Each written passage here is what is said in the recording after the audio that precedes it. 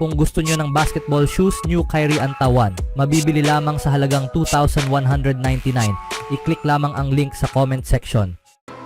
Sa pag-arangkada ng 2024 Paris Games, ang mga pangunahing kalaban na Team Canada at Team Australia ay nakatakdang magtunggali sa isang mahalagang laban na tampok ang dating magkakampi sa Oklahoma City Thunder na sina Shai Gilgeous-Alexander at Josh Giddey.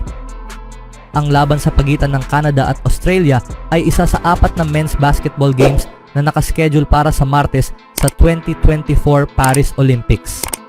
Ang Canada ay nagmula sa isang mahigpit na pagkapanalo laban sa Greece sa kanilang pambungad na laro, habang ang Boomers ay nagpamalas ng lakas laban sa 3 beses na silver medalists na Spain. Ang mga tagahanga ng Thunder ay magpupugay para sa isa pang team bukod sa kanilang sariling Team USA, habang sina Shai Gilgeous-Alexander at Lu Dort ay naghahangad na itaguyod ang tagumpay ng Canada sa bronze medal sa 2023 FIBA World Cup. History sa Oklahoma City Thunder. Matapos magkasama sa backcourt ng 4 na season sa Oklahoma City, kilalang kilala na nina Gilgeous-Alexander at Giddey ang isa't isa. Naghiwalay ang kanilang landas ngayong off-season nang itrade ng Thunder si Giddey sa Chicago Bulls kapalit ni Alex Caruso. Binigyang diin ni Gilgeous-Alexander ang kanilang pamilyaridad.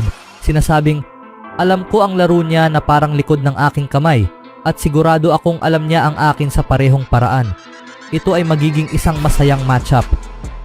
Ang 26-year-old na si Gilgeous-Alexander ang leader ng team ng Canada. Siya ay isa sa pinakamahusay na player ng liga at naging MVP runner-up noong nakaraang season. Ang tagumpay ng Canada ay nakasalalay sa kanyang performance. Dapat munang makalusot ang Canada sa isang mahirap na group stage kung saan haharapin nila ang malalakas na team tulad ng Australia, Spain at Greece bago maglaro para sa medal games. SGA at Josh Giddey sa kanilang mga exhibition games. Napakagaling ni SGA sa mga exhibition games ng kanyang team maliban sa kanilang unang pagkatalo sa Team USA. Ang kanyang standout performance ay laban kay Victor Wembanyama at sa isang talentadong team ng France kung saan nakapagtala siya ng 23 points sa isang 12-point na panalo. Samantala, nakagawa si Giddey ng 17 points, 8 rebounds at 7 assists sa isang pagkatalo laban kina LeBron James, Steph Curry at Team USA. Bilang pangunahing playmaker para sa kanyang team, ang 21-year-old ay determinado na patunayan ang kanyang kahalagahan sa international stage at marahil ay gawin ang Thunder na magsisi sa kanilang desisyon na i-trade siya. Noong nakaraang season, tinulungan ni Shai at Giddey na maabot ng OKC ang Western Conference Finals, kung saan natalo sila sa Dallas Mavericks. Sa pagsisikap na palakasin ang roster, pinili ng OKC na i-trade ang 21-year-old na Australian. Ang performance ng dating magkakampi sa Olympics sa ngayon. Mula sa kanilang pagganap sa Olympics, si SGA ay naging pambihira sa kanyang mga laro, lalo na sa kanilang tagumpay laban sa France. Si Giddey naman, bagamat natalo sa Team USA, ay nagpamalas ng kanyang talento at kagustuhan na patunayan ang kanyang sarili sa international level. Ang kanilang laban sa Martes ay magiging isang makabuluhang pagtatanghal ng kanilang husay at karanasan sa laro. Sa unang araw ng 2024 Paris Games, nasaksihan ng mga basketball fans ang dalawang kahanga-hangang performance. Sa unang laro, pinangunahan ni Josh Giddey ang Australia sa isang pambihirang pagtatanghal laban sa Spain. Sa kanyang 28 minutes and 46 seconds sa court, nakagawa ang dating star ng OKC ng 17 points mula sa 7 of 12 na shooting, kasama ang 2 of 4 mula sa 3-point range. Nagdagdag pa siya ng 8 rebounds, 8 assists at gumawa ng plus 15 plus and minus. Ang tanging bahagi kung saan nahirapan si Giddey ay sa free throw line, kung saan siya ay nakapagtala lamang ng 25%. Sa huling laro noong Sabado, pinahanga ni Shai Gilgeous-Alexander ang mga manonood sa kanyang kahanga-hangang ball handling at walang kapintasang footwork. Siya ay nakagawa ng 21 points sa loob ng 30 minutes and 23 seconds sa court, nag-shoot ng 5 of 10 mula sa field at 2 of 3 mula sa 3-point range laban sa Greece. Ang Thunder superstar ay gumawa rin ng 5 rebounds, 7 assists, 1 steal at 2 blocks. Siya ay nag-excel din sa free throw line na nakagawa ng 9 of 10 shots at nagtapos na may plus 12 plus and minus. Ang mga tagahanga ng Thunder ay siguradong matutuwa sa labanang ito sa pagitan ni Gilgeous-Alexander at Giddey sa isang high-stakes international matchup. Sa sumunod naman, inanunsyo ng Miami Heat noong Huwebes na nilagdaan nila ang guard na si Josh Christopher sa isang two-way contract. Ang inyong Miami Heat ay inanunsyo ngayon na nilagdaan nila ang guard na si Josh Christopher sa isang two-way contract at ni-waive ang guard na si Zion Poolin, isinulat ng Heat sa isang press release. Ayon sa patakaran ng club, hindi isinapubliko ang mga termino ng deal. Tungkol kay Christopher, nagdagdag ang Miami ng sumusunod. Si Christopher na tinanghal na 2024 Summer League Championship Game MVP ay tumulong sa Miami na makuha ang title sa Las Vegas matapos maglaro sa lahat ng 6 na laro.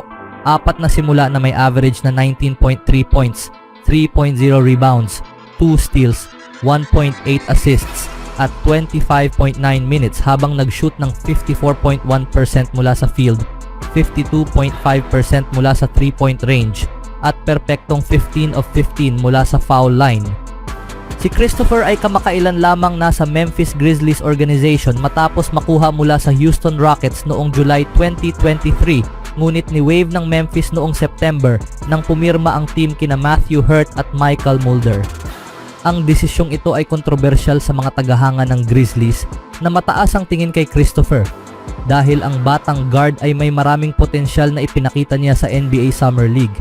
Sa kanilang pahayag tungkol sa paglagda kay Christopher, nagdagdag ang Miami ng sumusunod.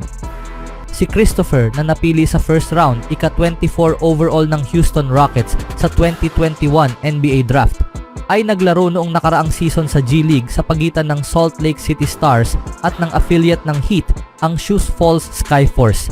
Naglaro siya sa 18 regular season games, 7 ang simula kasama ang Skyforce at may average na 15.8 points, 4.2 rebounds, 2.7 assists, 1.39 steals at 27.4 minutes habang nag-shoot ng 43.9% mula sa field at team high na 90.5% mula sa foul line.